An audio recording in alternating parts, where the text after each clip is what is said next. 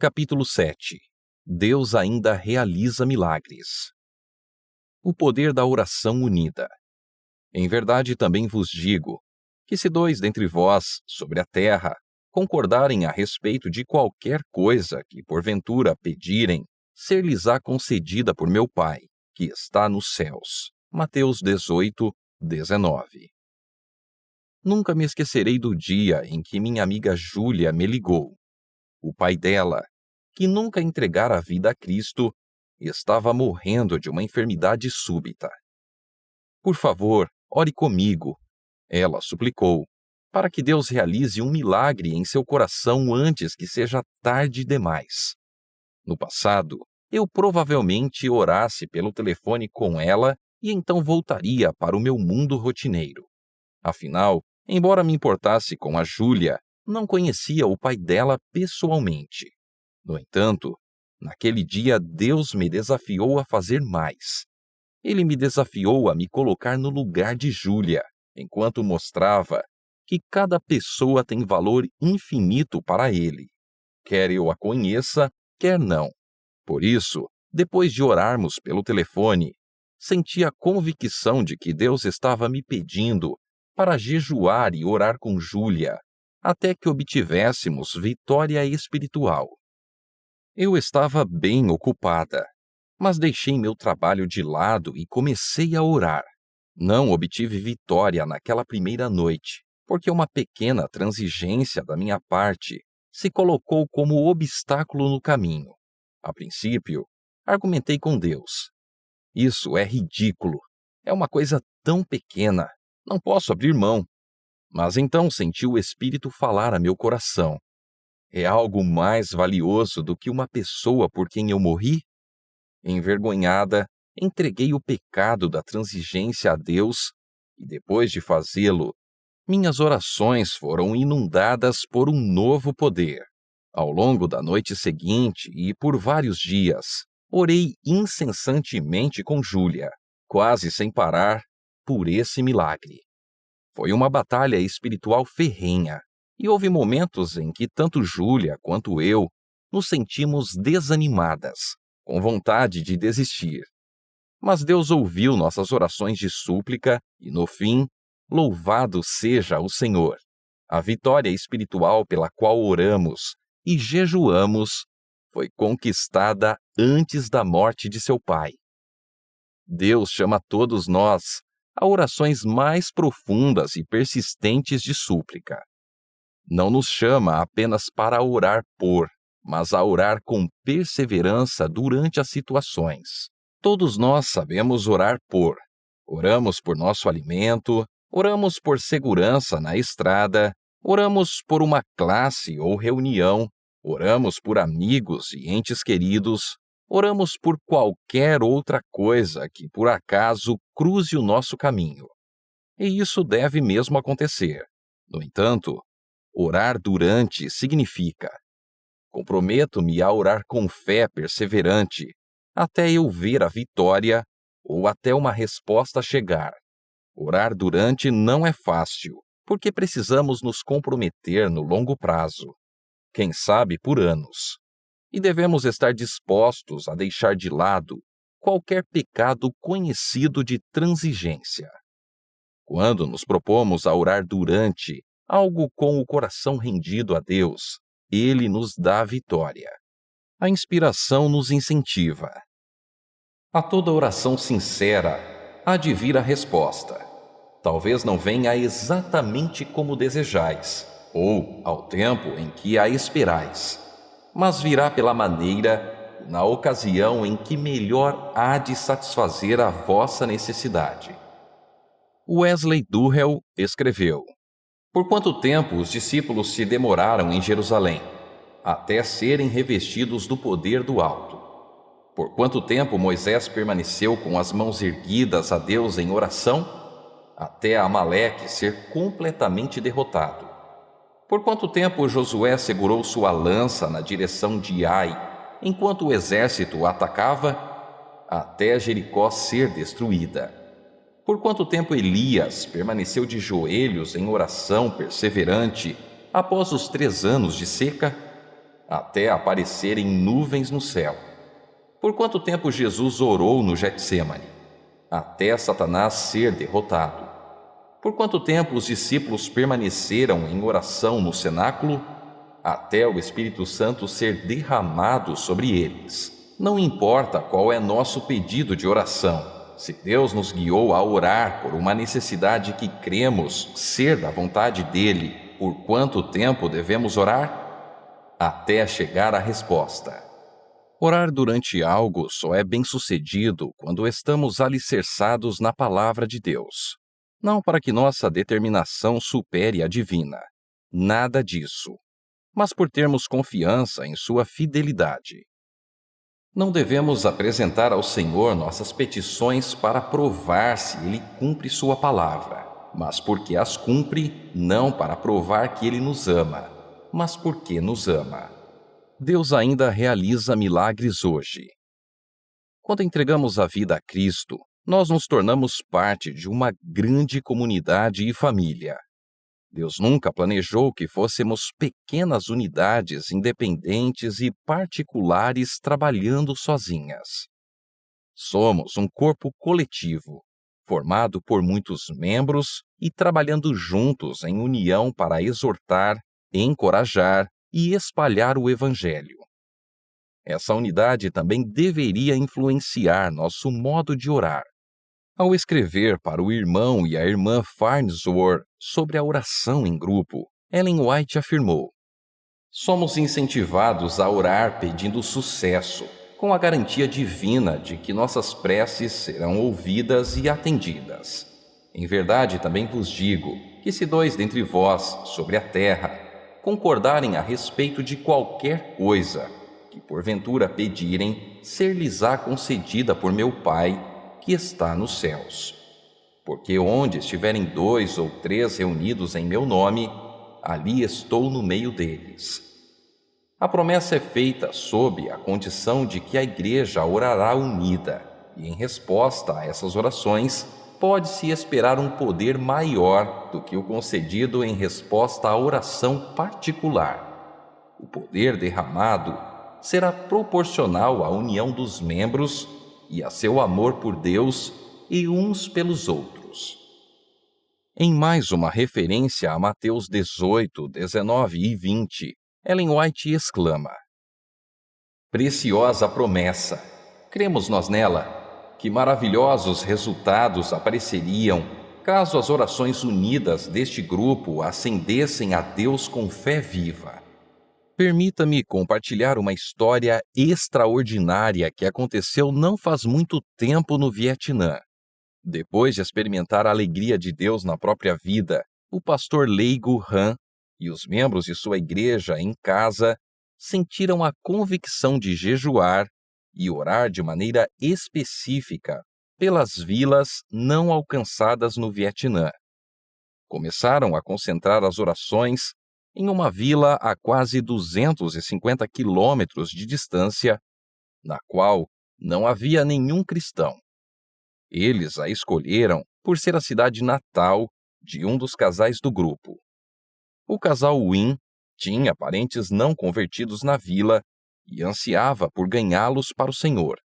Por isso, o pastor Han, os Win e os membros da igreja começaram a orar.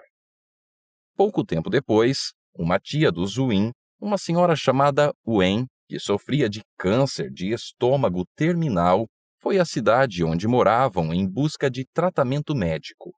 Seu sobrinho, o Sr. Win, convidou Wen para ir à igreja na casa do pastor Han, que frequentava todos os sábados. Ela foi e ali ouviu sobre Jesus Cristo e ganhou uma Bíblia.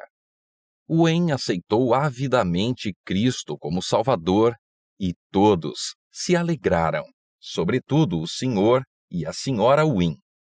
No entanto, como Wen já estava na fase final do câncer, os médicos não puderam oferecer ajuda nenhuma. Sua única esperança estava no Mestre da cura. Então os membros daquela igreja começaram a orar com fervor por um milagre. O câncer não permitia que a comida parasse no estômago de Wen. mas o apetite insaciável pela palavra de Deus a sustentou. Após 2 semanas na cidade, ela voltou para a casa de sua família na vila. Sua condição piorou. Cerca de um mês depois, a cunhada de Wen ligou para o pastor Han com a triste notícia de que ela estava à beira da morte. Os Win e sua família na fé vinham orando por Wen, bem como por sua vila. Quando ficaram sabendo da notícia, imediatamente se uniram para orar com fervor pela intervenção divina. Eles oraram com intensidade por 2 horas, clamando o cumprimento do Salmo 30 na vida dela. Arrazoaram com Deus pedindo: se permitires que Wen morra, quem louvará o teu nome naquela vila? Ao terminarem as orações, sentiram paz e a certeza de que Deus a curaria. Após outra reunião de oração no dia seguinte, o pastor Han telefonou para ver se a saúde de Wen havia melhorado. Descobriu que ela estava inconsciente e quase morrendo. Ao conversar com a cunhada de Wen, que não era cristã, ele suplicou com determinação: você ama Wen? Se você a ama, ouça-me. Temos orado para Deus curar Wen. Ele é o único capaz de ajudar agora. Por favor, pegue o livro dela chamado Bíblia. Abra no Salmo 30. Ajoelhe-se ao lado dela e leia as palavras, colocando o nome de Wen nos versículos. Deus tem poder para curá-la e restaurá-la, insistiu. Do outro lado da linha, seguiu-se um silêncio. Quando o pastor Han desligou o telefone, não tinha certeza se a cunhada de Wen faria o que ele pediu, mas o grupo continuou unido em oração, confiando no Senhor. Alguns dias depois, o pastor Han e o casal Win foram visitar a vila. Foram recebidos com gritos de alegria por Wen, já completamente restaurada, a cunhada dela e uma série de ex-crentes, todos louvando ao Senhor. A cunhada contou: pouco depois de o pastor Han ligar, Wen parou de respirar. Eu já a estava limpando e me preparando para vestir o corpo dela para o sepultamento, quando me lembrei do que o pastor havia me pedido por telefone. Voltando-se para o pastor Han, continuou empolgada. Eu não tinha nenhuma outra esperança além do seu plano. Depois de fazer o que você disse, Wen começou a se mexer dentro dos cobertores onde estava enrolada. Encarei deslumbrada e temerosa enquanto ela começou a chutar vigorosamente para tirar as cobertas, tentando se livrar. Então se assentou. Eu mal podia acreditar, pois ela não se assentava havia 2 semanas. Ela pediu comida, que parou no estômago. Foi um verdadeiro milagre. Wen não só voltou à vida, como também recebeu cura completa. Com essa nova porta que se abriu, o pastor Han e os Win, bem como outros membros da igreja em sua casa, começaram a evangelizar a vila, falando sobre o autor amoroso da vida e de suas palavras poderosas na Bíblia. Mais de 50 pessoas já aceitaram a Cristo, e a notícia do milagre e do amor de Deus está se espalhando para outras vilas não alcançadas da região. Esse milagre teria acontecido se os cristãos da pequena igreja urbana no lar não estivessem dispostos a jejuar e a se unir em oração pela vila? O que pode acontecer se seguirmos o exemplo desses irmãos e irmãs vietnamitas, orando pelas pessoas não alcançadas, em nossas comunidades e áreas de influência? Voltando ao básico. Embora eu tenha crescido escutando histórias sobre os pioneiros adventistas e como eles amavam orar e estudar a Bíblia até tarde da noite, foi somente em anos recentes que comecei a experimentar um gostinho de como aqueles dias devem ter sido extraordinários.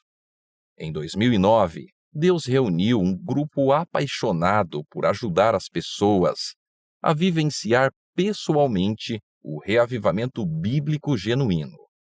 Sob a liderança do pastor Ivor Myers e com o auxílio de muitos outros pastores e professores da Bíblia do mundo inteiro, nosso objetivo é realizar sessões de treinamento que deem ferramentas práticas para as pessoas, ajudando-as a se aprofundar na palavra de Deus por si mesmas. 6 meses depois de começar a ter as ideias iniciais, realizamos o primeiro evento no acampamento Soquel, no centro da Califórnia. Como foi a primeira sessão, e a maioria de nós era amador no ministério, com exceção do pastor Myers e talvez uma ou duas outras pessoas, planejamos receber de 200 a 300 participantes. Não tínhamos certeza do que iria acontecer, mas Deus nos abençoou abundantemente, além das nossas expectativas. Esse primeiro evento lotou, com 350 participantes. Embora tenhamos começado no vermelho e realizado inscrição com desconto para muitos, pois não queríamos impedir ninguém que desejasse estudar a Bíblia. Em vez dos $10.000 de oferta pelos quais oramos a fim de cobrir os custos, Deus nos deu quase $35.000 em doações. Mal conseguíamos acreditar. Soubemos, sem sombra de dúvida, que o Senhor estava abençoando e queria que continuássemos o ministério, ousando pedir maiores bênçãos e mais pessoas. Com a bênção divina, o ministério cresceu, mais pessoas participavam de cada congresso e, a cada vez, o Espírito Santo parecia ser derramado com mais poder do que antes.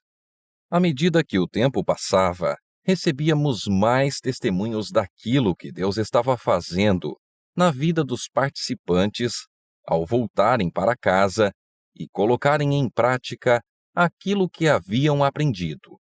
Enquanto a vida deles mudava, a nossa era transformada também. Faz mais de 5 anos, desde que começamos o Ministério de Acampamentos Bíblicos ARME. E recentemente, fizemos o 20º evento de capacitação para estudo da Bíblia. O mais surpreendente é que, ao longo desses anos, temos conseguido observar Deus tocar a vida de milhares de participantes dos Estados Unidos, do Reino Unido, da Indonésia, África, Europa, Ásia e até de países e cidades do Oriente Médio, como Dubai e outros.